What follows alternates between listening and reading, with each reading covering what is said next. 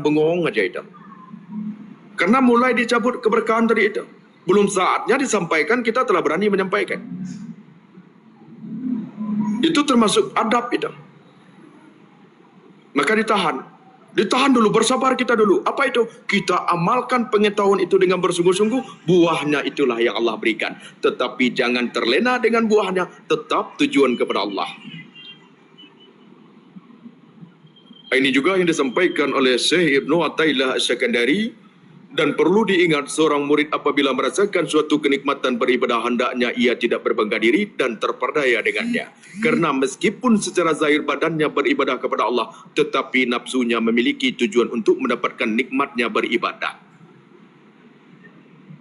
Dan hal ini akan menghancurkan nilai keikhlasan dan dalam beribadah. Hendaknya ianya melihat nikmatnya itu ibadah hanya sebagai alat untuk mengukur sejauh mana kualitas amal ibadahnya kepada Allah, dan bukan sebagai tujuannya. Ini tanda amal yang diterima oleh Allah. Tanda amal yang sebagaimana menggugurkan amal. Banyak kita solat, banyak kita berzakat, banyak pun kita umpamanya berzikir, banyak pun kita umpamanya membaca Al-Quran, tetapi bangkrut di akhirat nanti. Apa itu yang menggugurkan amal? Yang pertama, ada kebencian kepada makhluk Allah.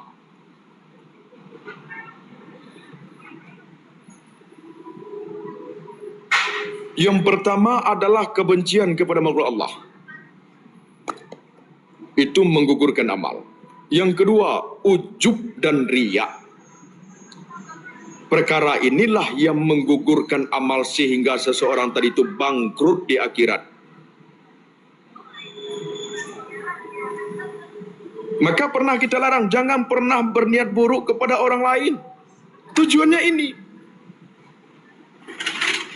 Selalu di akhir kalam kita mengatakan bahawa jangan pernah berniat buruk kepada makhluk Allah.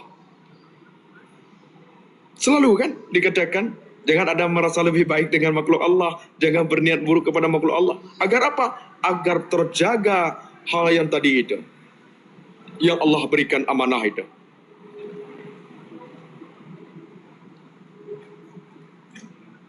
Buahnya ada juga membekas kepada jasad kita.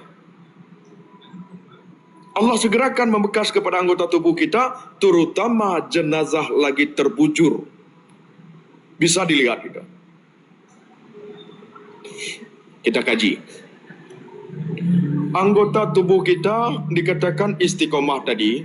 Ketika hati terhijab, maka dia akan menjadi suatu keburukan, maka istiqomahlah anggota tubuh tadi itu kepada keburukan. Ketika hati tadi itu istiqomah kepada Allah, maka istiqomah pula lah anggota tubuh itu kepada kebaikan. Maka ketika seseorang meninggal, banyak yang diperlihatkan Allah. Disitulah anjuran oleh Rasulullah, lihatlah jenazah ketika meninggal. Memperingati diri kita. Apa? Ada yang meninggal matanya yang melotot. Ada yang meninggal matanya itu sedih. Ada yang meninggal matanya itu merasa ketakutan. Ada yang meninggal matanya lurus. Ada yang meninggal matanya menghadap ke atas. Ada yang meninggal matanya menghadap ke bawah. Ada yang meninggal matanya ke kanan. Ada yang meninggal matanya itu ke kiri. Itu semua ada makna. Ada mukanya itu yang gelap. Ada mukanya itu ketakutan. Ada mukanya itu dalam kesedihan. Ada mukanya itu berkeringat. Ada mukanya itu bercahaya. Ada mukanya itu tersenyum. Ada jempol kakinya berdiri satu seperti ini. Ada juga yang ke bawah satu seperti ini. Ada yang ke bawah dua-dua seperti ini. Ada juga yang ke atas dua-dua begini. Ada juga lurus begini. Semuanya ada tanda yang sebagaimana anggota tubuh ini yang memberi bekas apa yang kita lakukan. Allah segerakan di dunia ini. Allah segerakan di dunia ini. Allah perlihatkan.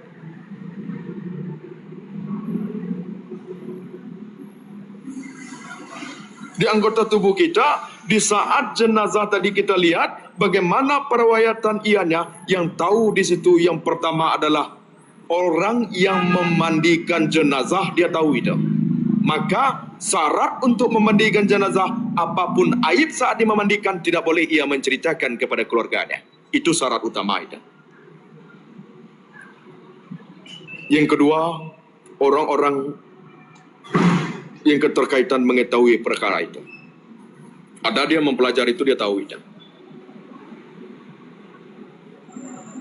Jadi itu disegerakan oleh Allah Subhanahu wa taala. Aurat kita ditampakkan, dibukakan oleh Allah di saat jenazah tadi itu.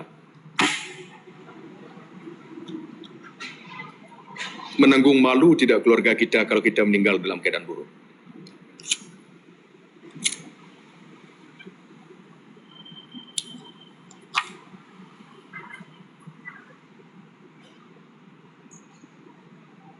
Itu yang dikatakan sebagaimana disegerakan oleh Allah Subhanahu wa taala. Ditampakkan oleh Allah Subhanahu wa taala kepada jasad kita ketika hati istiqomah beramal buruk, maka dia ditampakkan keburukan kepada jasad kita. Ketika istiqomah beramal baik, maka ianya ditampakkan suatu kebaikan. Yang sebagaimana sesuai dengan Rasulullah, seseorang meninggal itu sesuai dengan istiqomahnya. Istiqomah mana yang dituntut? Istiqomah di jalan Allah, itulah yang utama.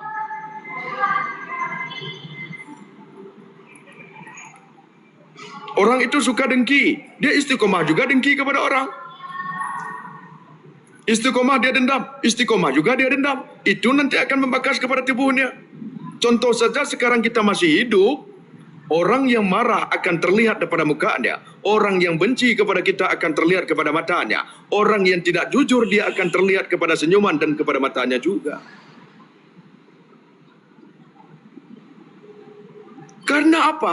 Karena apa yang di hati akan dapat dilihat pada muka. Bagaimanapun ianya menenangkan, berusaha tenang. Di saat ianya berbicara itu, kedustaan itu, kedengkian itu akan tampak apabila Allah ingin menampakkan kepada orang-orang yang dikehendakinya. Contoh, secara apa saja kita perhatikan. Kenapa ketika kita berzikir betul-betul dalam ridha Allah, anggota tubuh kita itu lemas, ringan, dingin, sejuk kita? Kan begitu? Dan begitu juga solat kalau mendawamkannya tepat. Tetapi kalau nafsu dimurkai Allah ketika kita marah, anggota tubuh kita tegang itu. Napas kita tersengal-sengal itu. Kan membekas sekali ke anggota tubuh kita itu. Membekas ke anggota tubuh kita. Nah, inilah yang sebagaimana amal tadi itu, orang yang Allah berikan tadi itu cahaya-cahaya di hatinya, maka akan membekas pula kepada mukanya, akan membekas kepada anggota tubuhnya. Terbit nur itu di mukanya. Pernah disampaikan dahulu, ada kita berzikir, tetapi setelah berzikir kita bercermin memutih muka itu. Sejuk saja melihatnya. Membekas. Karena Allah berikan di hati tadi itu. Bukan karena kita umpamanya berzikir, tetapi karena Allah berikan nur di hati tadi itu, membekas kepada muka.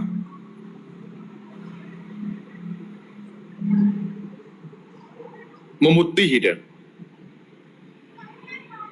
Ada yang diperlihatkan warna cahaya keemasan keluar daripada dadanya. Ada cahaya kuning keemasan yang masuk di dadanya. Ada warna putih keperakan yang keluar dari dadanya. Ada yang warna putih keperakan yang masuk di dadanya. Semuanya itu adalah pemberian anugerah daripada Allah. Sehingga apa? Ketika masuk ke anggota tubuhnya, itulah yang dikatakan cahaya iman, cahaya ilmu.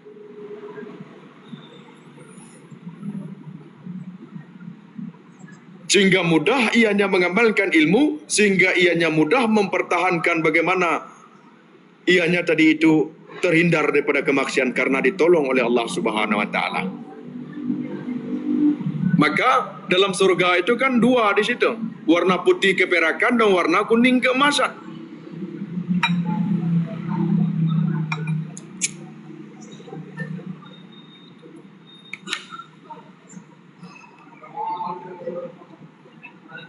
Jadi di dalam kehidupan kita ini telah Allah segerakan sekali apa yang diperlihatkan di batang tubuh kita. Ketika hati selalu bermusyadah, anggota tubuh kita akan dingin. Nyaman rasa anggota tubuh kita itu. Berhati-hati dalam berbicara, berhati-hati kita dalam duduk, berhati-hati kita itu. Karena sifat warak yang Allah berikan kita tidak bisa berhati-hati kalau sebelum Allah memberikan sifat warak di hati tadi. Karena sifat warak diberikan Allah di antara tubadil, di antara sifat keburukan, Allah hantarkan sifat kebaikan di saat musyahadah. Di saat musyahadah.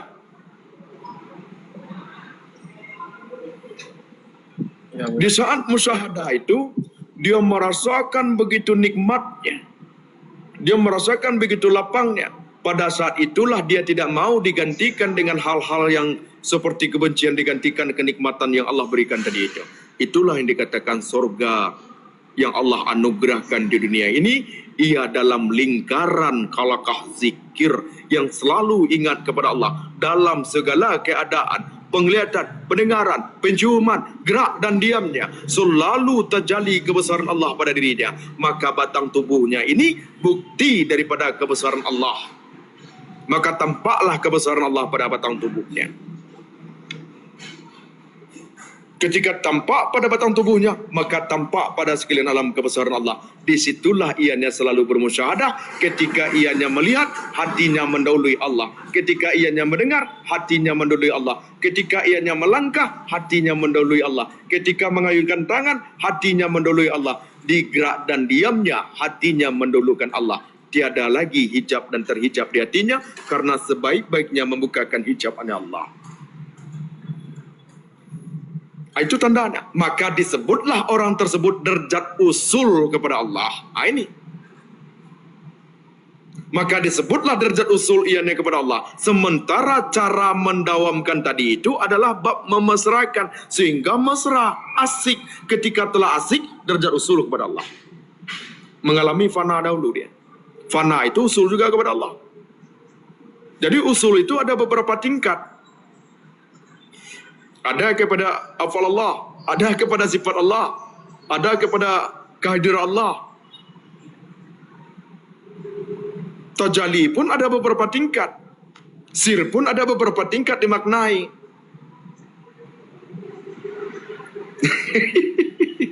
Silakan. Sikit ya. Kadang-kadang di dalam sholat ya kan. Bisikan hati, kadang-kadang bisikan hati, tapi kita enggak menafikan, enggak terlalu fokus bisikan itu. Kadang-kadang bagaimana ya Allah, apa perempuan apa laki-laki, begitulah kadang bisikan hati. Kadang-kadang saya pikir istighfar itu salah, karena Allah ini tidak berbentuk dan pun kita enggak tahu. Dan Allah tidak bertempat. Kita pun nggak tahu. Yang hanya pengetahuan kita hanya dibisikkan dalam hati, jangan mencari Allah di dalam sholat. Karena Allah ini dibisikkan hati. Karena Allah ini hanya cukup kita mengadakan Allah yang melihat kita. Tahulah Allah.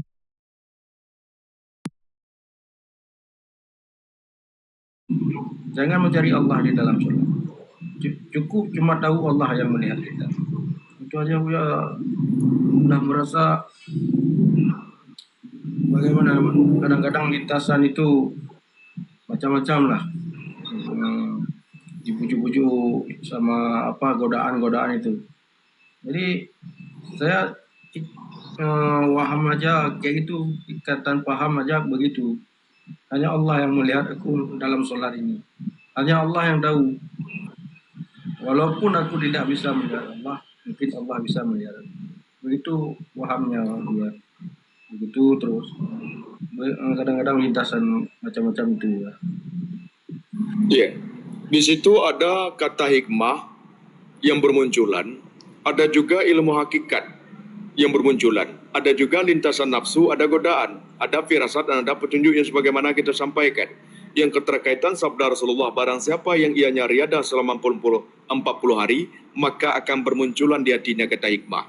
Nah, contohnya, itu benar, itu kata hikmah itu. Hikmah itu. Nah, ketika terkadang kita seperti itu, dia akan berucap, janganlah engkau mencari Allah, tetapi tujuan kepada Allah dalam ridhonya.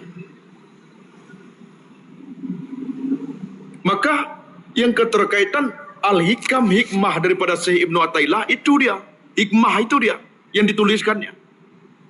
Maka terlihat fiti-fiti kan, umpamanya di fiti itu, itu sejenis itu, larang-larangan, tujuan-tujuan, itu hikmah.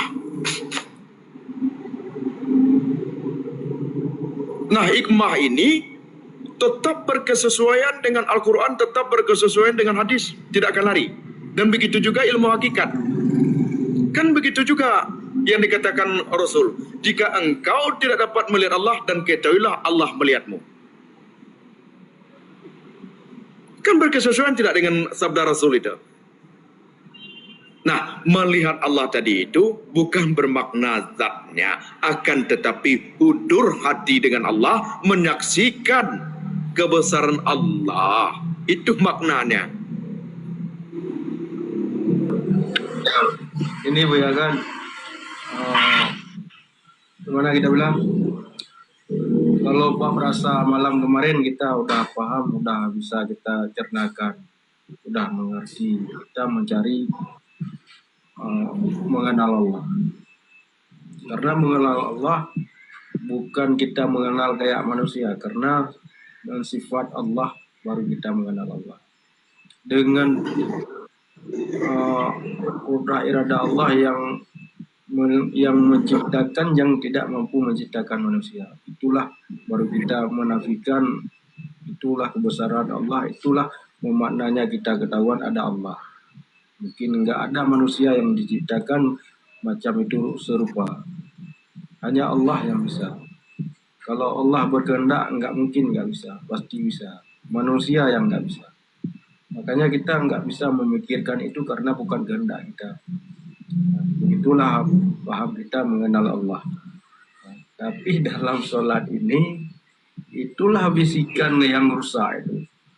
Bagaimana Allah, apa laki-laki, apa perempuan, itu yang membuat kita rusak ya. Nah, Itu godaan itu. Padahal kita nggak mau ingin kayak gitu.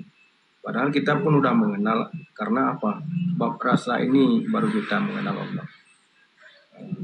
Jadi Itu godaan itu yang membuat kita rusak. Langsung kita astagfirullah ya Allah. Hanya Engkau ya Allah yang bisa melihat aku, walaupun aku tidak bisa melihat. Hanya Engkau yang tahu ya Allah. Nah, itu etikat namanya. Hanya Engkau yang tahu perbuatan aku dan pekerjaan aku dan bisikan hatiku ya Allah. Begitulah Bu ya. Etikat itu. Yang tadi itu mencari laki-laki dan perempuan, itu godaan, itu cepat dia istighfar itu. Nggak boleh kita ikuti itu. Godaan itu. Lalu muncul di situ kita mendikatkan Allah lah yang maha mengetahui. Nah, itulah cara membuangnya tadi itu seperti itu. Cara membuang itulah dikatakan metode torikohnya di situ. Itu torikoh namanya itu. Cara mengobati, cara menafikan tadi itu torikoh namanya. Torik di situ. Kan perkara hati, bisikan di sudur, visudur dalam hati itu. Torikoh itu. Saudaraku Fikri, silakan. Semalam jaringan kurang bagus itu, mau bertanya silakan. Ya, terima kasih Guru atas punya Guru. Mohon maaf sebelumnya. Saya malu kepada Guru sama kawan-kawan semua.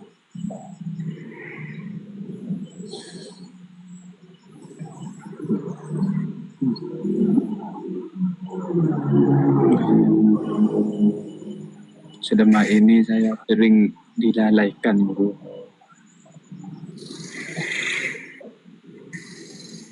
Maafkanlah saya Guru. Kami ingin petunjuknya gimana cara untuk mengobatinya Guru.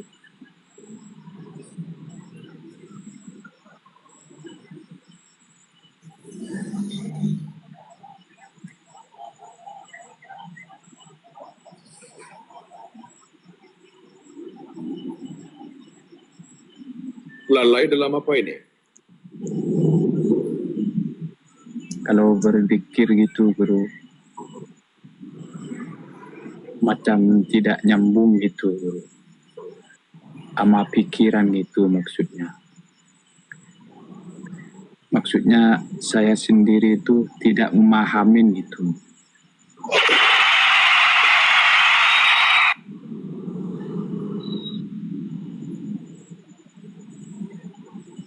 Tidak nyambung dengan pemikiran, tidak memahami.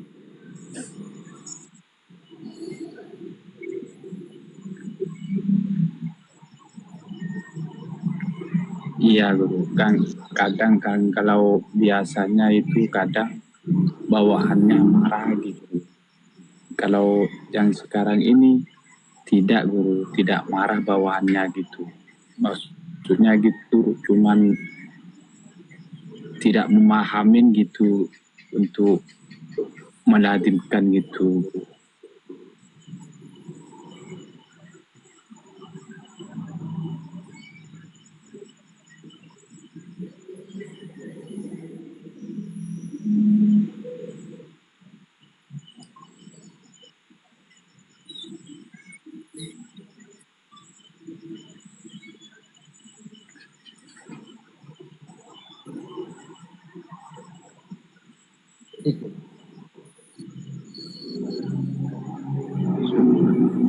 Terkadang begini, saudara. Kadang-kadang, oh kenapa tidak sejuk lagi dalam berzikir ini? Terkadang kenapa tidak nikmat lagi dalam berzikir? Jangan begitu. Tetap saja berzikir di situ. Nah, caranya untuk hal tersebut agar selalu mesra di situ, kan pernah disampaikan. Coba pelan-pelan tarik pergerakan napas tadi itu, pelan-pelan. Kosongkan dulu pemikiran tadi itu, kosongkan lintasan tadi itu dulu.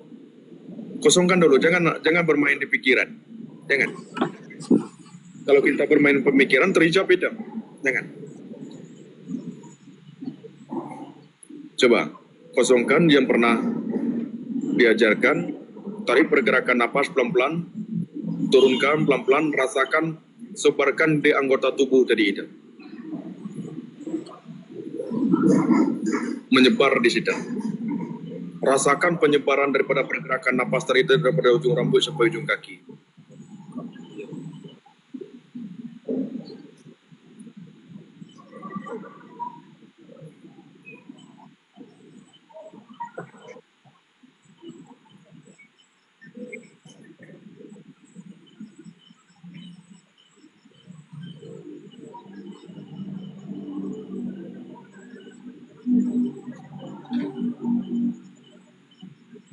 Turunkan pelan-pelan.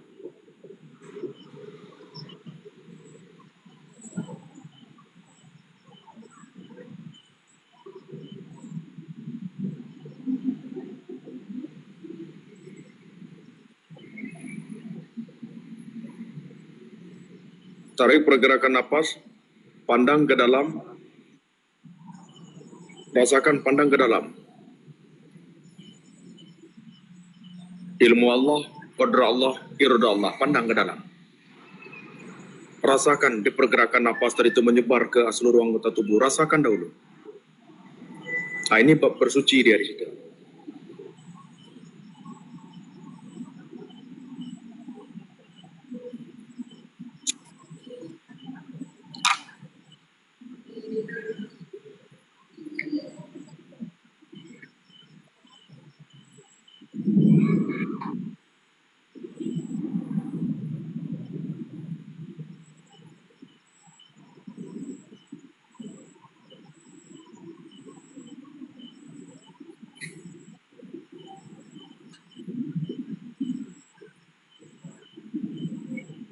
Turunkan pelan-pelan.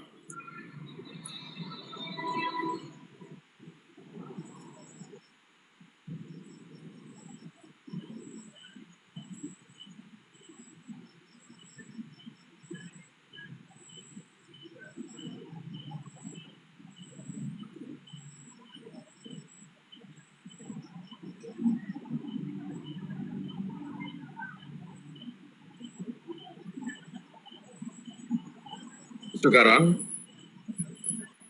tarik pergerakan napas itu serentak di hatimu. Tarik pergerakan napas tadi itu serentak di hatimu. Pelan-pelan rasakan sebab menyebar di seluruh anggota tubuh tadi itu. Ketika menyebar di anggota tubuh tadi itu, rasakan di situ kasih sayang Allah. Rasakan ilmu Allah, qudrah, irada Allah. Turun pergerakan napas, rasakan di situ.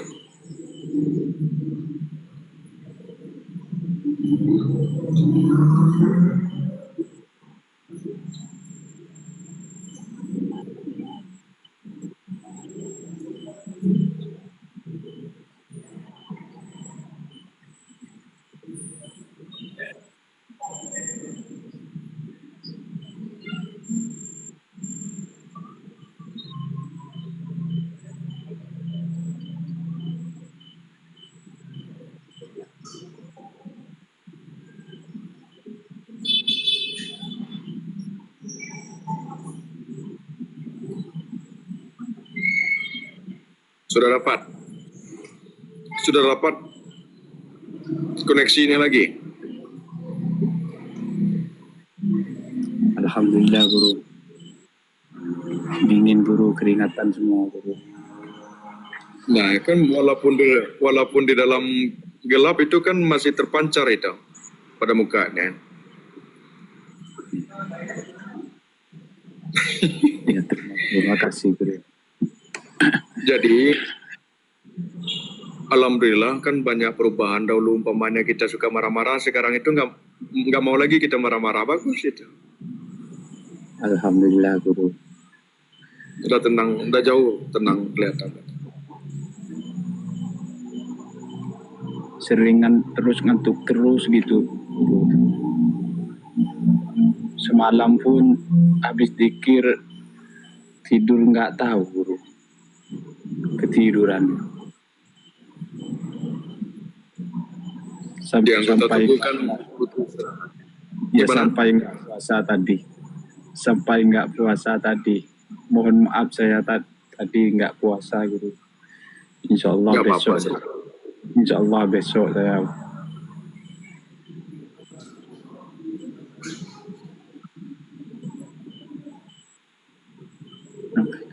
Makan kalau gitu. Alhamdulillah. Allah.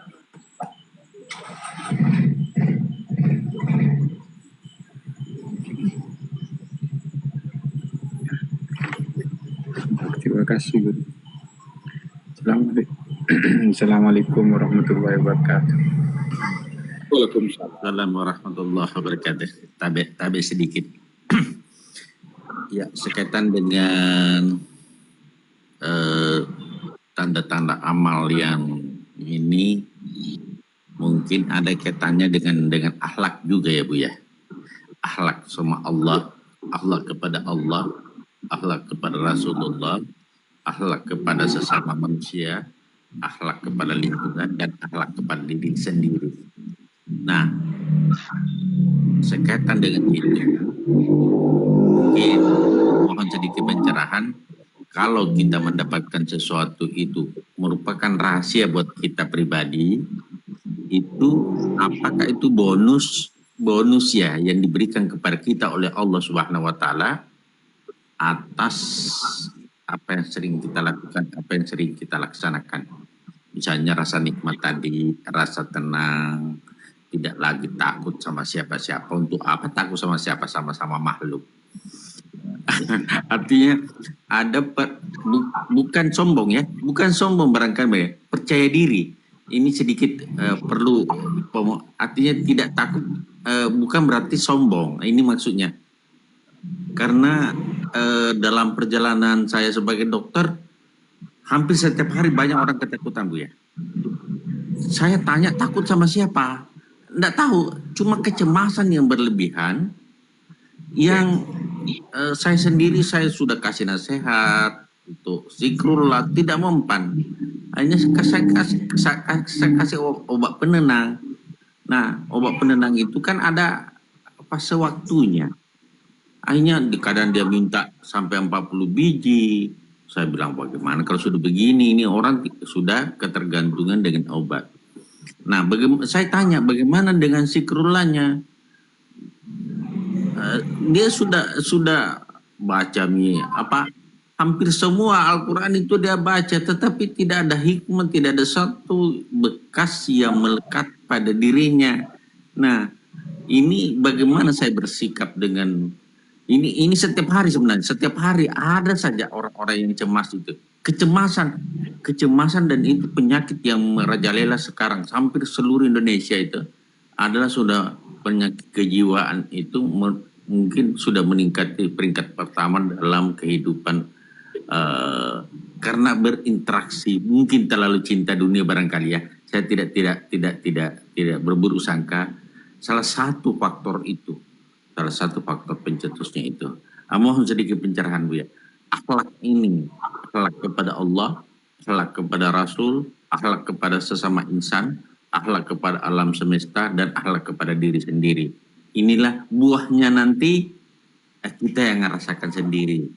Artinya mungkin berbeda antara Bang Putra dengan apa yang saya rasakan. Tetapi insya Allah dengan keikhlasan akan ada buah yang kita rasakan. Tetapi bukan itu tujuan kita. Itu adalah bonus barangkali Bu ya namanya. Bagaimana menyikapi itu. Supaya jangan muncul rasa ria, sombong, ujub sehingga menjadi hijab buat kita. Mohon sedikit pencerahan. Iya, ada suatu perjalanan keterkaitan kita suka membantu orang lain tanpa ada imbalan. Tahu-tahunya kita diberikan ke lapangan oleh orang lain yang lain, bukan orang lain yang kita bantu tadi itu. Itu ada dikatakan mulai daripada kesungguhan. Setiap kesungguhan akan ada buahnya. Jadi setiap seseorang tadi itu bersungguh-sungguh ianya menafikan segala penyakit hati, maka buahnya ada ketenangan kepada dirinya. Nah, kesungguhan inilah yang membuahi. Kesungguhan inilah yang membuahi. Maka disitulah Allah Ta'ala berfirman, barang siapa yang bersungguh-sungguh maka ia mendapatkan. Bersungguh-sungguh dalam mujahadah, bersungguh-sungguh dalam introspeksi diri, bersungguh-sungguh dalam muhasabah, yang sebagaimana kita membaca riwayat-riwayat dan keterkaitan yang membawa kita kepada kegelisahan hati tadi itu, terutama dalam sesuatu hal keterkaitan kepada pemikiran. Sebagaimana pemikiran ini adalah sesuatu hal yang perlu dikaitkan dengan selalu terkaitan kepada kejadian, realita, dan sebelum terjadi. Nah, pemikiran yang menjebak kepada sebelum terjadi inilah yang memunculkan selalu kecemasan. Contoh, anak minta permisi mau main. Nanti kalau kita itu dia anak permisi mau main, nanti kita berpikir, oh anak saya kenapa di jalan. Padahal belum terjadi. Nah, inilah yang selalu membawa kehancuran kepada perasaan dan membawa ketakutan, kegelisahan. Dan begitu juga dalam seseorang tadi itu. Oh, dia diberikan sesuatu hal seperti harta. Oh, nanti saya pergi nanti orang merampoknya. Saya pergi, ini kecemasan inilah yang selalu terjadi di atas sangkaan yang belum terjadi, tetapi dia menyangkakan itu akan terjadi, maka itulah akan menghancurkan, akan menjadi sesuatu kekhawatiran dan kecemasan yang bertubi-tubi. Nah, kecemasan ini ada beberapa faktor. Yang pertama, kecemasan yang terkait kepada pemikiran yang belum terjadi, dia telah terjadi kepada pemikiran tetapi realitanya belum terjadi. Akibatnya akan mewas-waskan kepada diri, adanya wak sangka, adanya praduga, adanya sangkaan, sehingga hati gelisah. Dengan gelisah itulah timbul kecemasan. Yang kedua dengan trauma. Trauma terjadi pada saat ada perlakuan, ada juga perlakuan fisik, tekanan, ada juga trauma daripada tekanan perkataan yang selalu bertubi-tubi, yang menyimpan emosi walaupun dia tidak mengeluarkan tetapi tertekan kepadanya, menjadi tekan perasaan.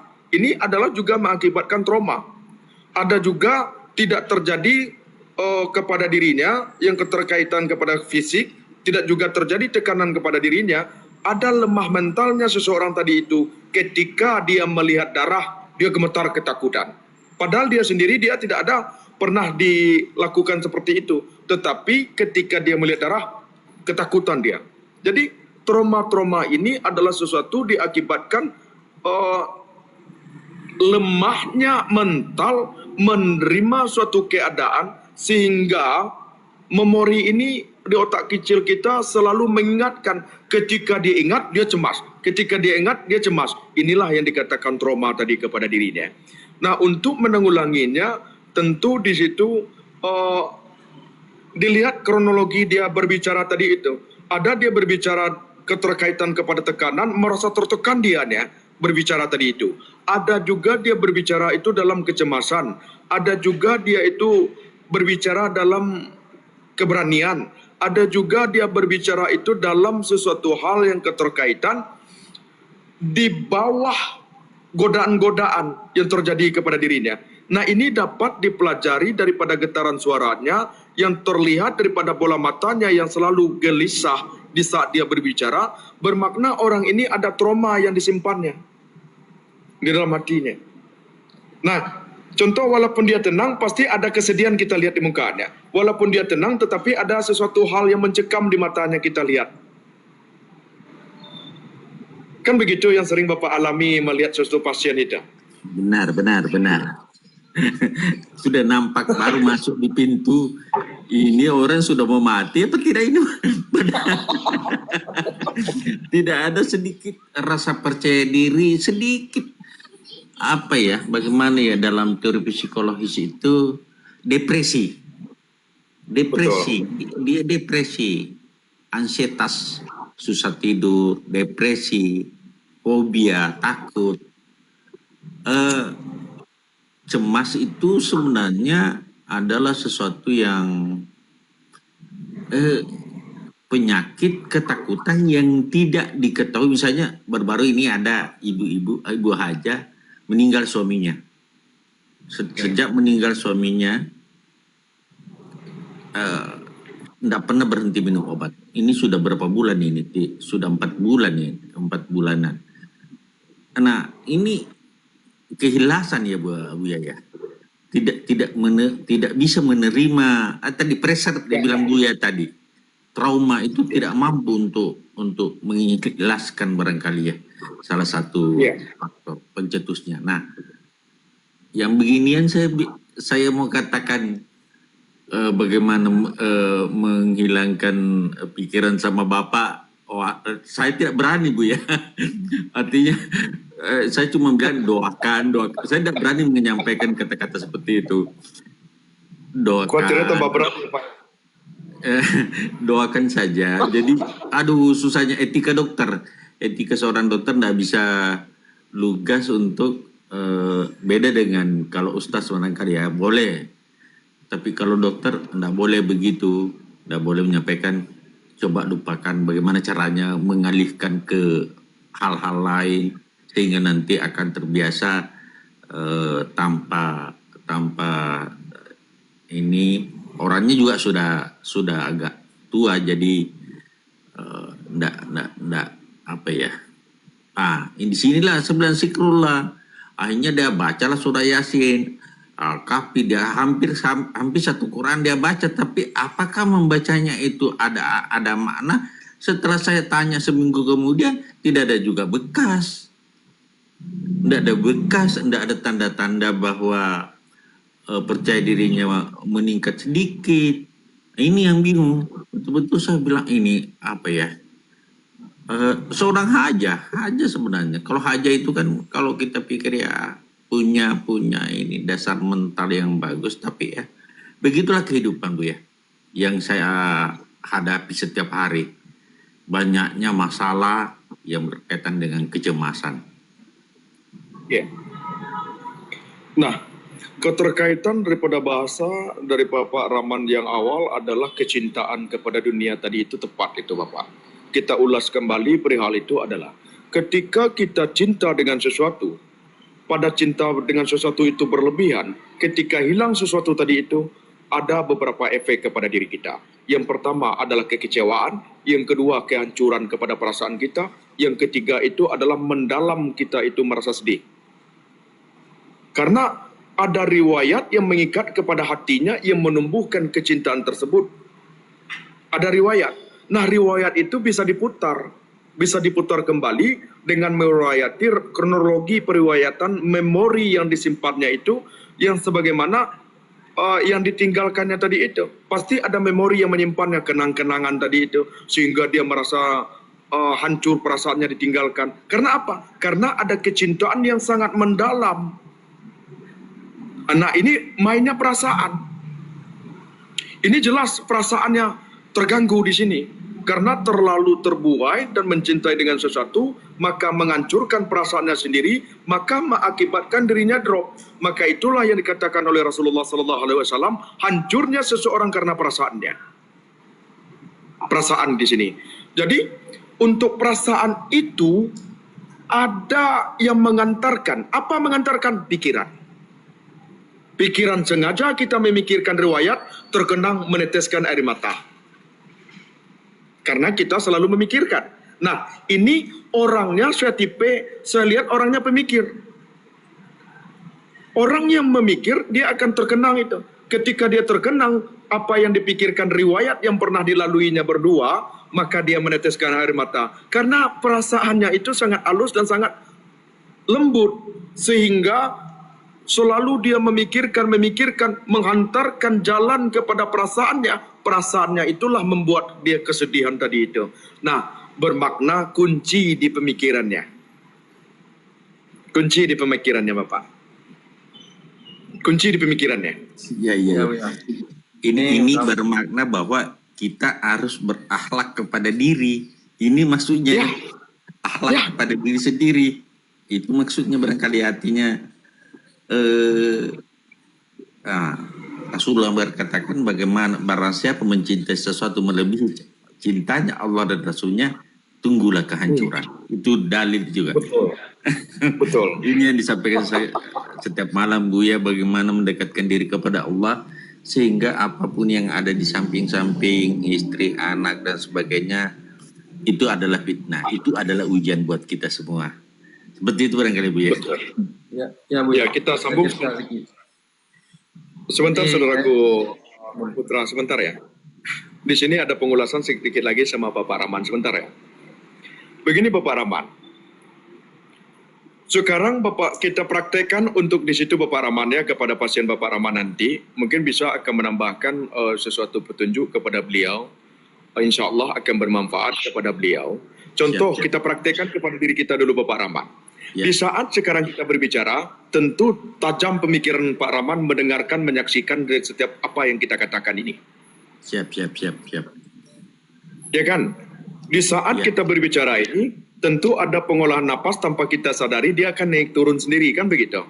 Di Ya. saat kita berbicara. Sehingga ketika kita berbicara tadi itu, contoh di saat kita sekarang ini. Nah, di saat sekarang ini kita berpikir dengan pembicaraan, timbul tidak keinginan kita. Iya. Nah, coba sekarang Bapak Rahman tarik pergerakan napas, tahan di perut, coba berpikir. Pudar atau jelas?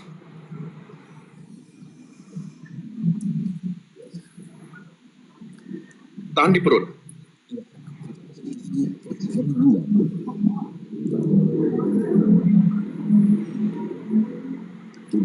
Tidak ada sama sekali. Nah, kuncinya di situ, Bapak. Katakan kepada beliau ketika ada keinginan itu terjadi, ketika dia memikirkan itu, olah pergerakan napasnya, tahan pergerakan napas di perutnya. Siap. Langsung buyar Boleh, semua. Bapak. Langsung buyar semua. Betul. Siap. Makasih, Buya. Makasih. Insya Allah. Mudah-mudahan ada waktu. Artinya saya ingat, karena ini kan yang begini-beginian kan diizinkan oleh Allah untuk orang tersebut. Jadi ada Betul. tidak kadang nanti pulang kok saya tidak kasih begini tadi. Ini kan apa namanya ya? Ada suatu ketika memang ini terjadi. Sakit kepalanya 2 tahun. Iya. Saya dengan izin Allah di mana sakit kepalanya, Bu, saya tindislah di bagian yang sakit. Bismillah. Keluar jinnya. La ilaha illallah. Jadi ternyata jin itu menyerupai wujud pemilik tubuh. Ya. Warna hitam pekat, warna hitam pekat, langsung bilang pasiennya, dokter, hilang sakit kepala saya. Hilang sakit kepala saya. Akhirnya jinnya dengan tafakur sedikit, karena harus tafakur. Karena untuk menghadapi yang beginian kan tidak bisa, kita tidak mampu. Tafakur sedikit, ya Allah ya Rabbi, saya harus berbuat apa? Muncullah bisikan di dada, itulah yang saya lakukan. Begitu saya lakukan, tak, hancur. Bismillahi, Allahu Akbar. Langsung lepaskan napas, tak. Setelah tadi kata-kata itu lepas, hancur. Dan akhirnya saya tidak kasih obat sakit kepala, saya cuma kasih vitamin. Pernah kejadian satu kali begitu sama saya. Jadi ini perjalanan sebagai dokter satu kali selama tahun 95 sampai sekarang ini sudah 30 tahun. Hanya satu kali saya dapat kasus begitu. Tetapi untuk cemas, wah banyak sekali. Mudah-mudahan ini salah satu pelajaran dari Ibu ya. Insya Allah saya ingatkan kepada ini pada saat teringat sesuatu yang tidak mampu dia pikul, tarik napas, tahan di perut. Akan buyar semua di atas. Makasih Bu ya. Betul. Makasih. Ya, boleh nanti Bapak tambahkan ketika dia menepan perut tadi itu, ditambahkan membaca surat Al-Ikhlas sehingga bertambah buyar itu. Tahan perut tadi itu bacakan surat Ikhlas dalam hati. Begitu Bapak ya. Menjadi obat buat beliau dan untuk saya juga. Artinya menjadi kekuatan batin saya dan menjadi obat juga untuk si pasien. Insya Allah. Insya Allah. Ya. Insya Allah. Terima kasih Bu ya. Terima kasih. Sama-sama Bapak. Ya silakan Saudara Putra, silakan. Ya, Bu ya. Saya hampir takjub juga, Bu. Memang bukan ya. Tapi dalam pemikiran saya tadi, ini ada pedoman dari Nabi kita Sallallahu Alaihi Wasallam. Pernah terjadi kepada Nabi kita Umar bin Khattab. Menurut riwayat kita menurut kita mendengarkan cerita dengan riwayatnya. Umar bin Khattab tidak mampukah Nabi meninggalkan dunia ini, sampai orang yang lain pun yang bilang Nabi Muhammad mati akan ditebas, akan dipedang lah. Sampai begitu orangnya datang. Siapa yang menenangkan? Sayyidina Abu Bakar. Dari situlah kita ada pedoman kita dari Nabi kita itu. Bagaimanakah Sayyidina Umar mencintai Nabi? Begitulah kisah-kisahnya dia yang mendengar. Ada riwayatnya. Dari situlah kita bisa ambil contohan pedoman dari Sayyidina Abu Bakar yang menenangkan Sayyidina Umar. Dari situ ada riwayatnya kita dengar. Mungkin kita hidup ini semua orang akan mati. Sebelum kita contohkan diri kita sendiri pun, kita contohkan orang tua kita dulu, yang sama kayak hidup kayak kita. Nenek kita kan pernah hidup, mama kita kan pernah hidup, sama juga kita. Begitulah kita akan hari esok nanti kita akan begitu juga. Tinggallah anak kita ke sana juga. Itulah contohnya. Nggak mungkin kita nggak mati, kecuali dengan izin Allah dengan makhluk yang lain. Kita makhluk Allah semua mati. Itulah, nggak mungkin kita nggak mati karena kita makhluk Allah. Disitulah aku mendengarkan, jadi sudah mendengar cerita riwayat Nabi, alhamdulillah dari situlah pedomannya. Kalau orang-orang yang seperti enggak mampu meninggalkan orang seperti itu, kalau di pemikiran saya itu perlu ceramah rohani yang paling baik orang itu. Ceramah rohani yang bimbingan yang paling bagus dalam ilmu beragama. Walaupun orang semua bisa sholat, bisa baca Al-Quran, tapi dalam bab rohaninya mungkin belum kenyampe. Jadi perlu bimbingan macam itu, berceritalah tentang riwayat Nabi, akan kesadarannya akan timbul, akan nampaklah kesadarannya nanti. Karena bukan kita pun yang merasakan, orang tua kita dahulu merasakan, Nabi kita pun merasakan. Enggak mungkin yang enggak dimasuk akal. Itulah pemikirannya ya. Makasih ya. Ya. Dalam hal itu, untuk mempelajari, mendawamkan, dan bersungguh-sungguh kita menjemput daripada suatu keikhlasan itu kan pemberian daripada Allah. Maka dikatakan oleh Rasulullah SAW yang diriwayatkan hadis ini oleh Bukhari dan Muslim, barang siapa yang ianya di akhir hayatnya mengucapkan kalimat la ilaha illallah dengan ikhlas, maka dia akan memperoleh jannah. Yang sebagaimana ini kita kaitkan dulu untuk menjemputnya, kita ambil pedoman yang disampaikan oleh malaikat Jibril kepada Rasulullah SAW. Di saat itu Rasulullah bertanya, "Wahai Jibril alaihissalam, apa rahasia daripada ikhlas ini?" Maka Jibril alaihissalam menjawab, "Ya Rasulullah, Allah Ta'ala berfirman kepadaku bahwa ikhlas adalah rahasiaku yang aku letakkan akan ianya di hati hamba-hambaku yang aku kasihi." Nah,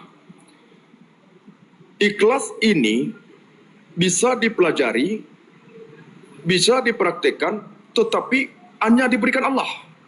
Menjemputnya bagaimana? Itu yang dulu, menjemputnya ini. Yang pertama, di saat kita berbicara ini, pasti akan menimbulkan ingatan kembali. Oke? Ketika kita menimbulkan ingatan kembali, ada juga nanti bisa kita sebut dalam riwayat itu, kita ceritakan kembali. Kan begitu? Ingat dan sebut.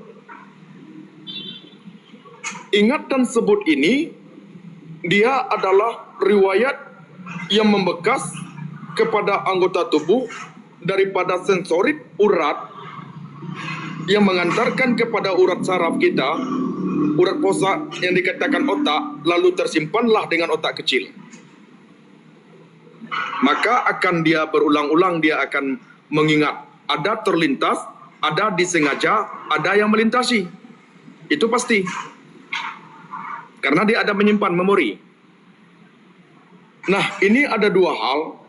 Ada yang diceritakan dalam bentuk mengabarkan berita, ada yang diceritakan sengaja menimbulkan ria. Nah, itu tidak ikhlas, menimbulkan ria dan ujub. Sedangkan keikhlasan itu adalah suatu kemurnian, tidak diingat dan tidak disebut. Selama diingat, maka timbul harapan. Ketika harapan timbul, ingin balasan. Ketika tidak ada diterima balasan, timbul kekecewaan. Karena apa? Karena adanya kesaksian dan pengakuan di atas lintasan dan sebutan. Bermakna itu tidak ikhlas. Tidak ikhlas.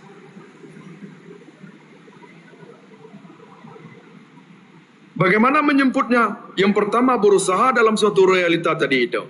Biasakan, kemukakan bahwa ketika kita bekerja tadi itu, tak luput daripada pertolongan Allah.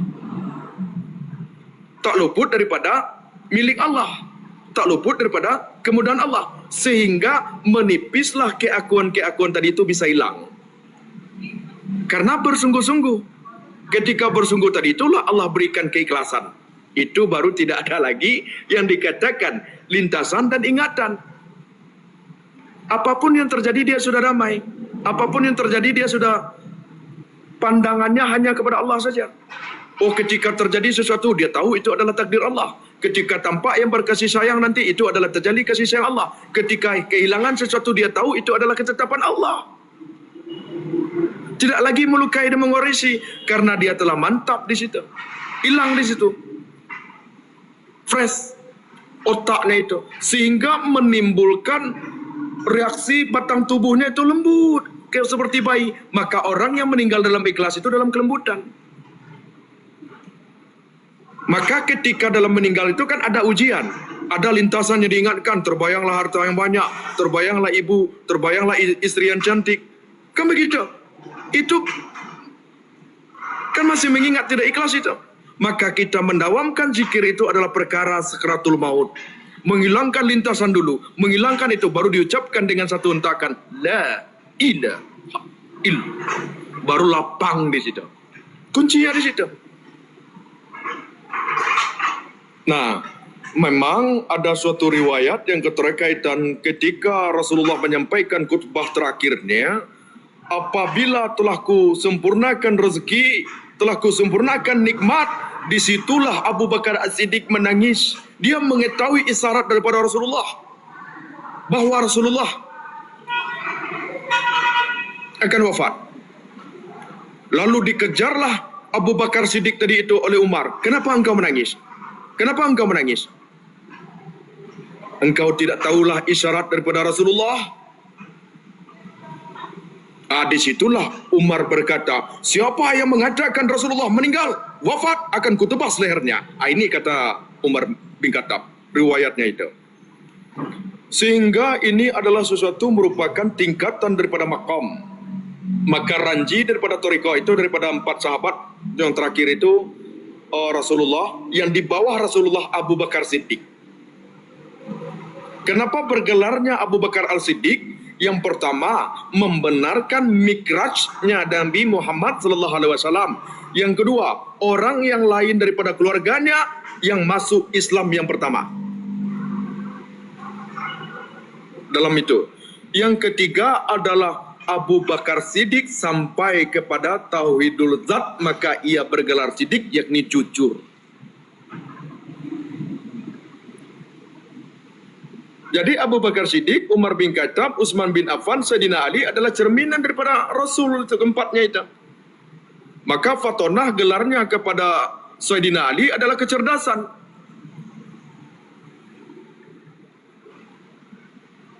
Tabligh gelarnya kepada Utsman. Fatonah gelarnya kepada Abu Bakar, kepada Umar. Siddiq gelarnya kepada Abu Bakar. Maka untuk 4 sahabat kita kaji, 4 sahabat diletak-letakkan kepada diri, kan banyak seperti itu mengkaji.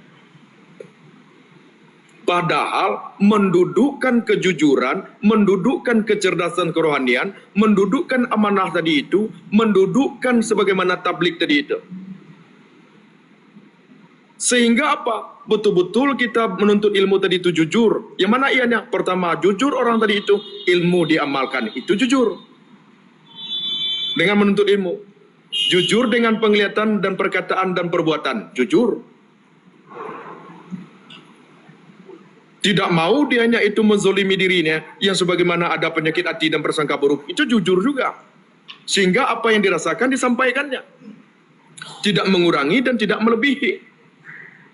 Maka tabligh tadi itu yang keterkaitan, dia tidak mau menyampaikan sebelum ia mengamalkan. Dia tidak mau menasihati sebelum ia menasihati dirinya. Itu tabligh. Sedangkan kecerdasan rohani tadi itu yang tersingkap, yang digelari kepada Nabi, kepada Sayyidina Ali, itu merupakan sesuatu kerohanian.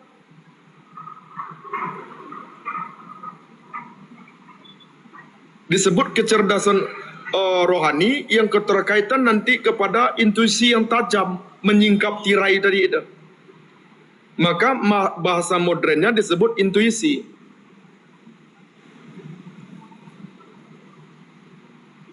Nah, itulah cerminan daripada Rasulullah. Maka dibagilah sifat Rasul tadi itu yang 4 yang wajib, yang mustahil yang 4, siap itu yang jaiz 3, berjumlah ianya 11. Nah, itu untuk mendekatkan paham, mengikuti cara-cara Rasul. Maka bergelarlah Rasulullah tadi itu Al-Amin, pemuda yang jujur. Siap itu cerminan-cerminan kecerdasan Rasulullah, cerminan daripada tabligh Rasulullah sesuai dengan tindakan dan perbuatannya. Yang kedua adalah cerminan daripada amanah daripada Rasulullah tadi itu. Maka tercermin kepada 4 sahabat. Maka torikoh jalannya tadi itu kepada hati, yang keterkaitan tertanam kepada diri sifat-sifat yang terpuji tadi itu. Maka Muhammad namanya terpuji, mengikuti jalan Rasul. Mengikuti jalan Rasul. Kita mengkaji Muhammad tidak mengikuti jalan Rasul, munafik lagi. Rasul adab kepada Rasul.